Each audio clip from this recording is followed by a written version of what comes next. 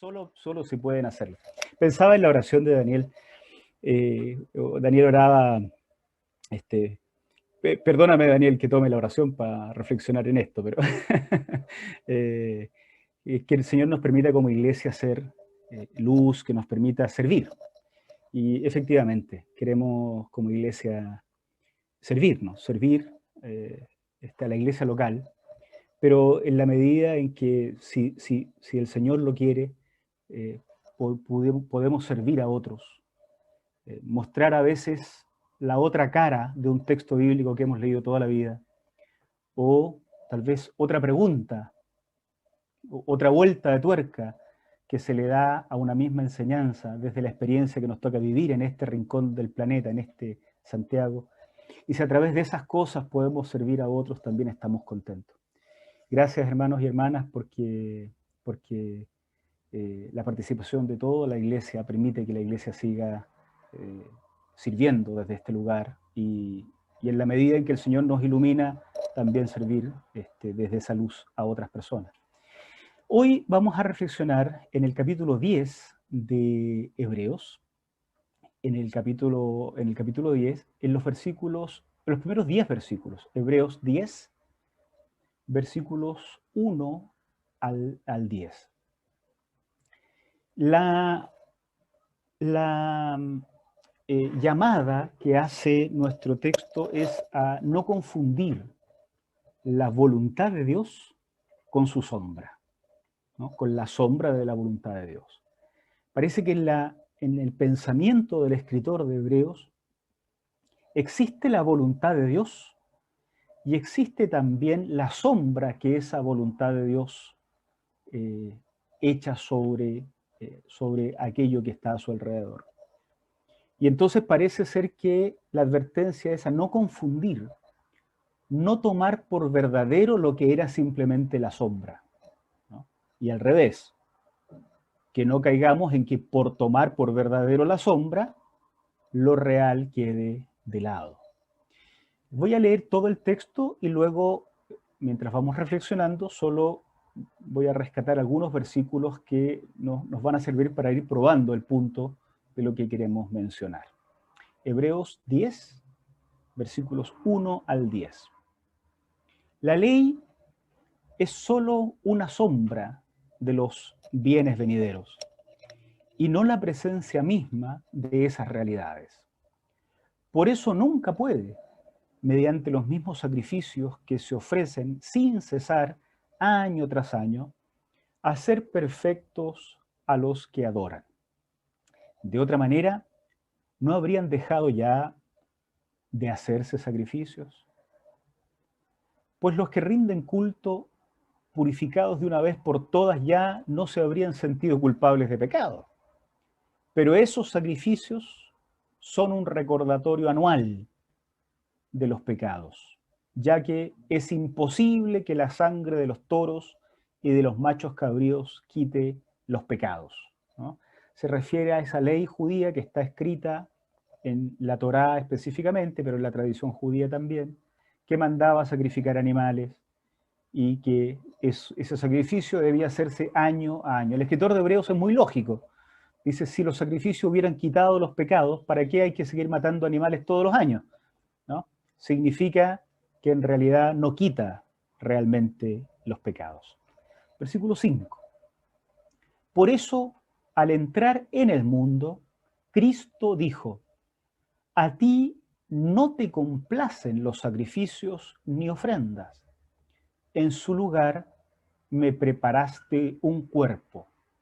No te agradaron ni holocaustos ni sacrificios por el pecado. Por eso dije, aquí me tienes, como el libro dice de mí, he venido, oh Dios, a hacer tu voluntad. Primero dijo, sacrificios y ofrendas, holocaustos y expiaciones no te complacen ni fueron de tu agrado, a pesar de que la ley exigía que se ofrecieran. Luego añadió, aquí me tienes, he venido a hacer tu voluntad. Así quitó lo primero para establecer lo segundo. Y en virtud de esa voluntad somos santificados mediante el sacrificio del cuerpo de Jesucristo, ofrecido una vez y para siempre. Esa expresión final, los cristianos tendríamos que guardarla en el corazón. Una vez y para siempre. La comparación entre el núcleo de la fe cristiana y el núcleo de la esperanza de la ley judía, de la ley mosaica, va llegando a estas alturas en que se escribe la epístola de Hebreos, en la década del 90 del siglo I más o menos, a fines del siglo I de la era cristiana, va llegando a los niveles que produjeron un quiebre final entre la religión judía y la nueva fe cristiana. Ya no era posible, después de este gran quiebre, seguir a Jesucristo y al mismo tiempo seguir manteniendo una esperanza puesta en la ley mosaica, con todo su sistema cúltico, con todo su sistema sacrificial, con toda su estructura religiosa. O se seguía a Jesucristo, que es la propuesta de Pablo ya, bien temprano, pero de Hebreos también, bien tarde en el siglo I, o se iba por el camino alternativo de la religión, de las leyes, de la religión, de las normas. El texto de hoy, el capítulo 10 de Hebreos, confronta entonces ambas esperanzas en un punto fundamental. La confrontación viene desde el capítulo 1. Los que han seguido las predicaciones de Hebreos se han dado cuenta.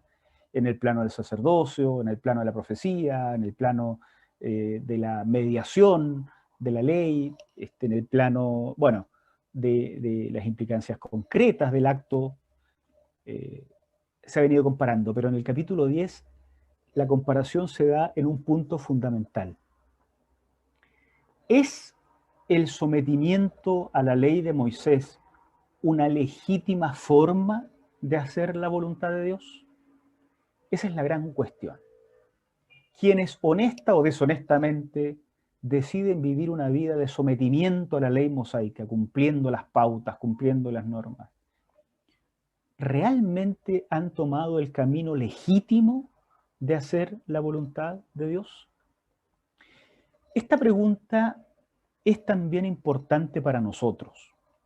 La fe cristiana, la nuestra, la de Jesucristo, no solo la de la Alianza, sino la de todos aquellos que confiesan a Jesucristo como su Señor, también la fe cristiana, digo, parece haber desarrollado formas de hacer la voluntad de Dios donde bastaría cumplir un cierto mandato bíblico, una cierta tradición bíblica, un cierto ritual imitado de la Biblia para sentirse que uno está en la voluntad de Dios. Entonces la pregunta es legítima para nosotros. Cuando de repente en la vida cristiana alguien dice, ¿cómo sabes que está haciendo la voluntad de Dios? Porque Levítico tanto lo dice, punto.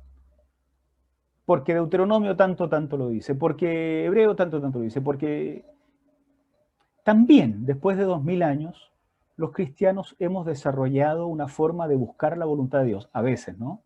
Una forma de buscar la voluntad de Dios, que parece sustentarse en que yo puedo citar un texto bíblico y listo.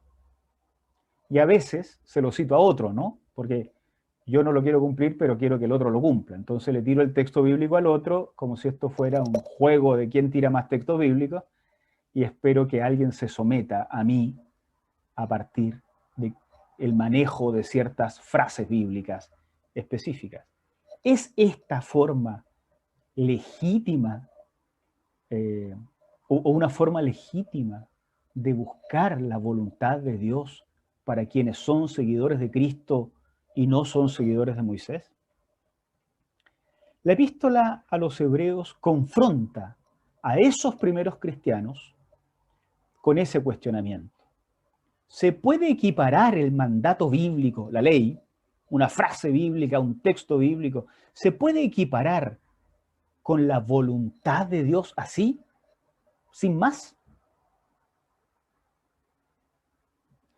Es un tema interesante y polémico al mismo tiempo. No pretendemos acabar la discusión en un sermón, pero sí iniciarla, ¿no? Lo que tiene de particular que estudiemos un libro completo de la Biblia es que uno no le puede hacer el quite a los textos difíciles, ¿no? Cuando toca predicarlos, hay que predicarlos. Entonces, este es uno de esos textos difíciles. Iniciamos una conversación con esto. Así es que el texto que analizaremos hoy nos lleva a reflexionar en dos afirmaciones que les quiero proponer. Primero, la ley es la sombra de la voluntad de Dios. La ley es la sombra de la voluntad de Dios. Hebreos 10:1, que ya lo leímos, dice así: la ley es solo una sombra de los bienes venideros y no la presencia misma de estas realidades. La ley, para el pueblo judío, que es el sustrato desde donde nace el cristianismo originalmente. Recuerden que Jesús es de matriz judía y Jesús se considera a sí mismo, y a la fe cristiana así lo considera, como el cumplimiento de la esperanza judía. La ley para la fe judía en la época de Jesús, había llegado a convertirse en algo equivalente a la presencia misma de Dios. El gran avivamiento dentro del contexto judío, el gran avivamiento religioso dentro del mundo judío, tuvo que ver con el surgimiento de los fariseos. Los fariseos y los maestros de la ley eran personas especializadas en estudiar la Sagrada Escritura, su Sagrada Escritura. Había habido una revitalización, un retorno a la norma escrita, de tal manera que mucha gente que se había desviado de esta ley, gracias a la influencia de los fariseos y de los escribas, volvía a aplicar rigurosamente los textos sagrados. Y entonces, si el mandamiento decía no te vistas de esta manera, no había que vestirse de esa manera. Si el mandamiento decía no comas este tipo de animal, no había que comer ese tipo de animal. Si el mandamiento decía tal día debes quedarte en casa, tal día había que quedarse en casa. Se produjo una revitalización de la obediencia a la escritura, a la ley. Para el escritor a los hebreos, sin embargo, esa ley, tan valiosa para la matriz judía, para el escritor de los hebreos es simplemente una sombra de algo real que el mundo judío no estaba captando. Esto es para nosotros polémico también. Pero para el escritor de los hebreos, esta cuestión es fundamental y ustedes comprenderán que esto está a la raíz del quiebre irreversible. O se es un seguidor de Moisés o se es un seguidor de Cristo, ¿no? Lo que para ellos es tan valioso, para la fe cristiana era la sombra. Y nadie debiera confundir la sombra de algo con ese algo real. Este es el problema de todas las religiones respecto de Dios. La religión expresa, interpreta a Dios, interpreta la voluntad de Dios y la expresa en formulaciones a veces doctrinales, a veces en formulaciones rituales, dramatizaciones, esquemas de creencias, credos, pero a veces al pasar el tiempo, los seguidores de ese Dios tienden a confundir estas expresiones creadas para referirse a Dios con Dios mismo. En la fe cristiana esta cuestión también ha pasado. Piensen ustedes en nosotros mismos, en todas las prácticas que nosotros utilizamos, que a veces se convierten en un fin en sí mismo. No siempre, y no toda práctica, y no todo ritual, y no toda ceremonia está tan vacía de sentido. Pero a veces, después de tantos años de creer que tal o cual es la forma correcta, esa forma se convierte en un fin en sí mismo, de tal manera que cuando no logro distinguir esa forma, me parece que Dios no está presente. Los que han estudiado en la Academia Bíblica acá o han tenido la oportunidad de dialogar eso, ¿se acuerdan cuando muchas veces se piensa que solo hay una forma de adorar al Señor? Si no levantas las manos, Dios no estuvo presente. Si no lloramos en el culto, Dios no estuvo presente. Si la evangelización no se hace de una forma o de otra, no hubo evangelización, no se predicó al Señor.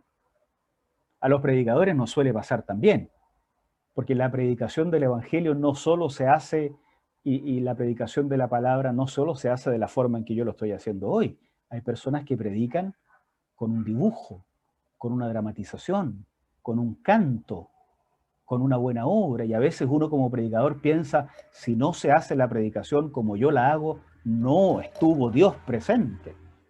Entonces, esto se da porque uno tiende a traspasarle a la pauta, a la norma, lo que en realidad, o a la sombra, lo que en realidad pertenece al sujeto que proyecta esa sombra.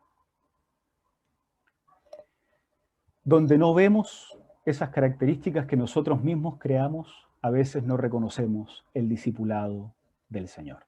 Así es que ninguna significación de la Iglesia, ningún texto bíblico por separado, que esos eran los que citaban los fariseos, puede confundirse con el espíritu de la voluntad de Dios.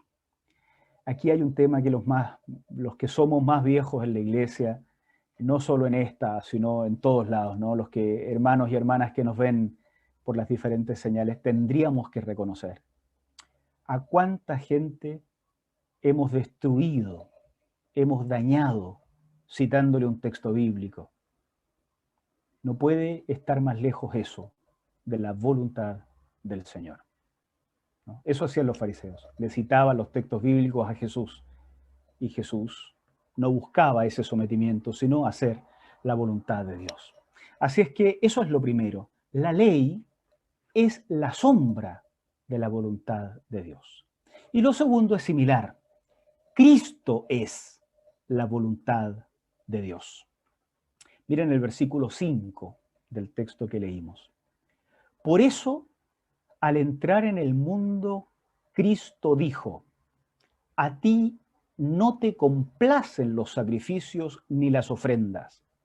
En su lugar me preparaste un cuerpo. No te agradaron ni holocaustos ni sacrificios por el pecado.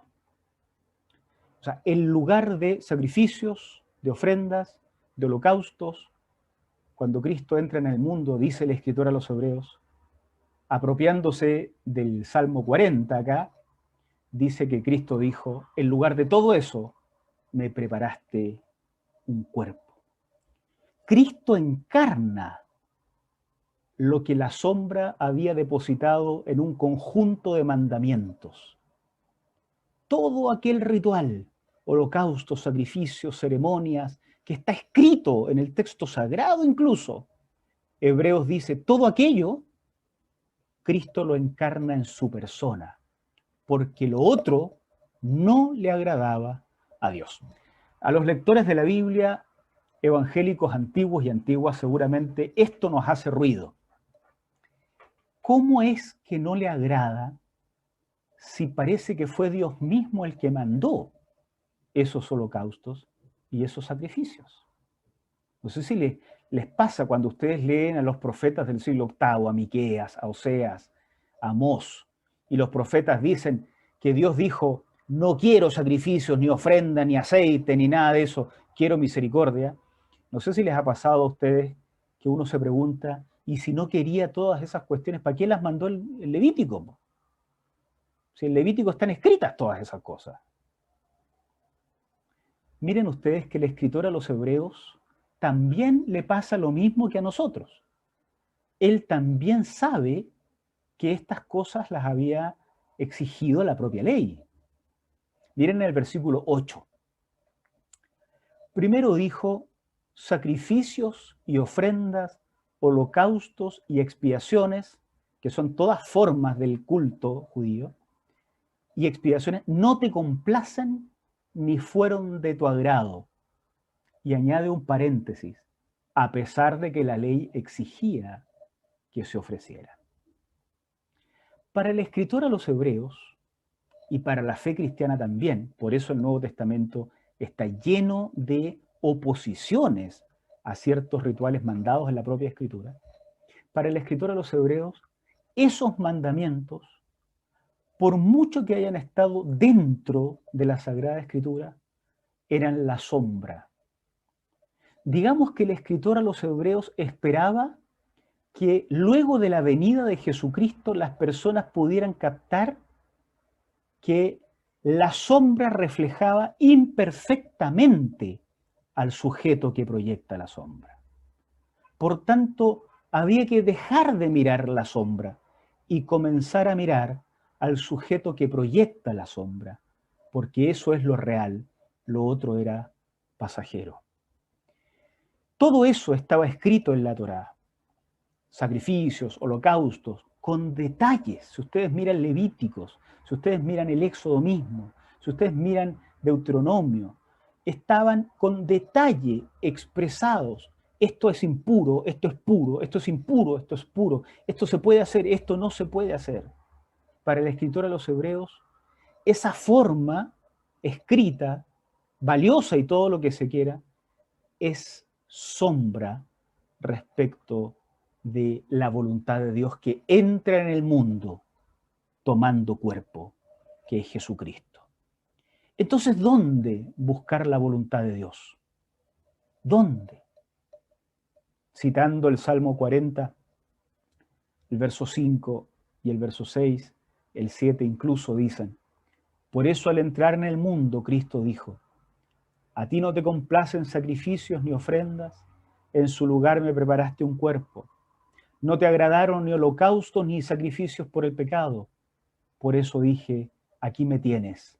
Como el libro dice de mí, he venido, oh Dios, para hacer tu voluntad. La real voluntad de Dios, si alguien quiere buscarla, para vivir la vida en la voluntad de Dios, no se va a encontrar en un texto citado suelto como lo hacían los fariseos. No se va a encontrar en la adopción de una ley por muy rigurosa que nos parezca como es la ley judía.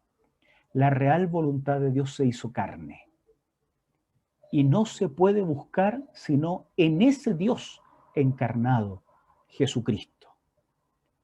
Jesucristo cuya memoria, inspirada por Dios, nos llega en los escritos sagrados. Por eso los escritos sagrados de la fe cristiana no pueden ser leídos como si fueran ellos lo real, en el sentido, o como si fueran ellos el todo. Los escritos sagrados deben ser leídos a la luz del Dios que se encarna. A la luz del Dios que se encarna. No como un repositorio mágico de textos que yo puedo citarle. Si mi amigo me dice tal cosa, le tiro el texto bíblico de Levítico. Si mi amiga me dice tal otro, le tiro ese texto bíblico. Si quiero someter a mi hijo, le tiro ese otro texto. Y si quiero someter a mi esposa, le tiro ese otro texto bíblico. Y si quiero pelearme con un vecino, le tiro el otro texto bíblico. Si nos queremos pelear entre los hermanos, el que tira más textos bíblicos gane. No.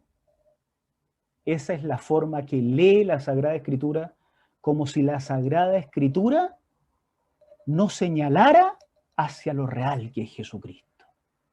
Se debe leer la Sagrada Escritura, voy a decirlo así, desde este lado de la cruz de Jesucristo. Y entonces los mandamientos bíblicos adquieren otro color. Se convierten en textos de esperanza, se convierten en textos que liberan. Si ustedes leen así autónomamente los textos bíblicos del Antiguo Testamento, incluso los del Nuevo Testamento, les va a parecer que son textos tremendamente esclavizadores. No por nada se usaron los textos bíblicos para justificar la esclavitud, para justificar el sometimiento de hombres y mujeres respecto de, o a propósito del género, o a propósito del color de la piel. Son tremendamente esclavizadores cuando no se leen a la luz de Jesucristo. Cuando se leen a la luz de Jesucristo, la destrucción del ser humano no es posible, porque lo que muestra Cristo es que Dios no solamente no pide el sacrificio del ser humano, sino que Él se sacrifica por el ser humano para dar libertad.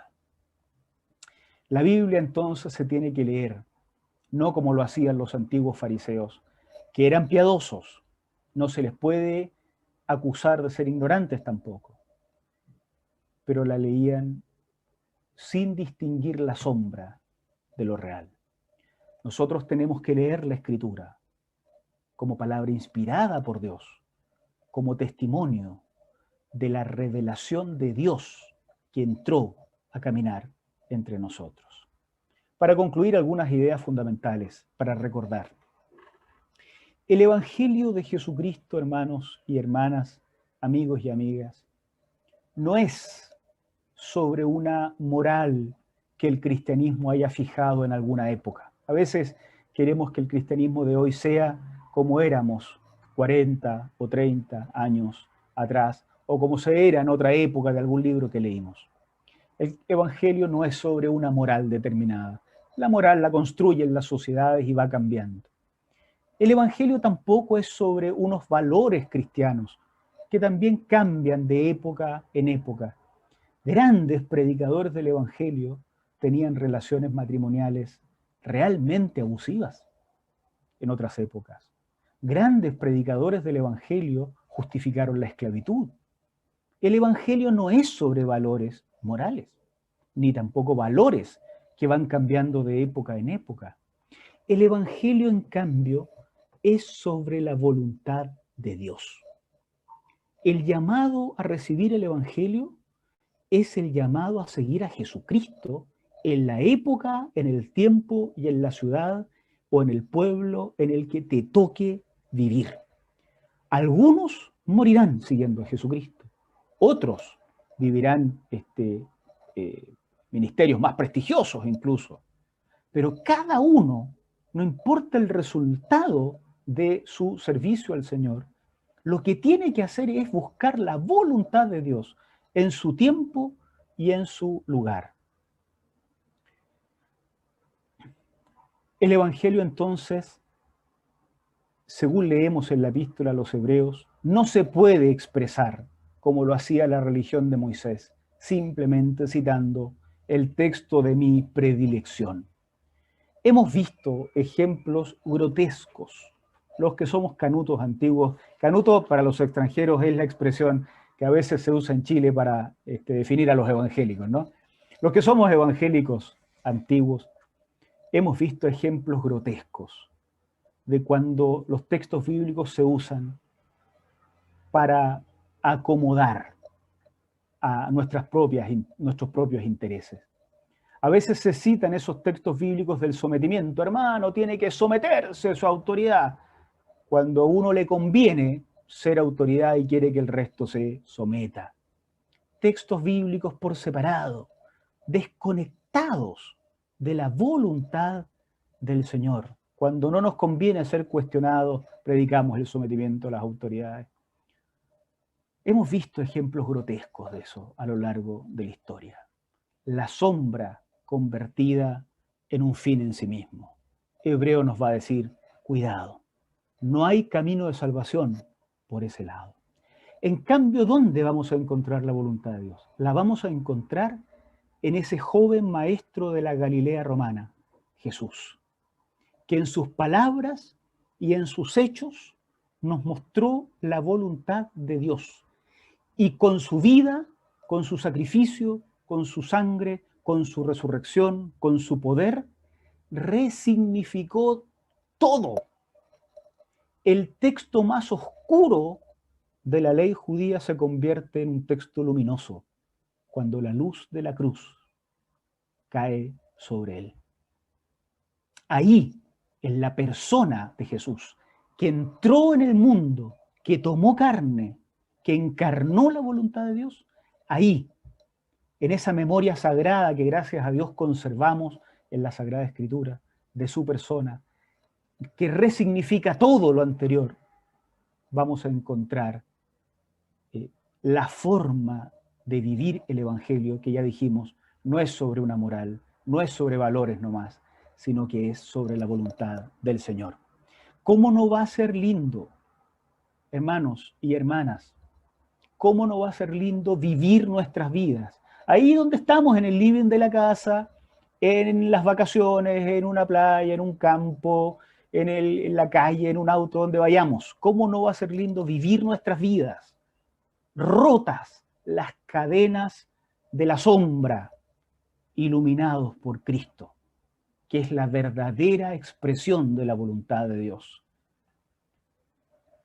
No trabajes, no te esfuerces para que tu familia y tus amigos se conviertan a tu religión. No te esfuerces para que se cambien de una religión a otra.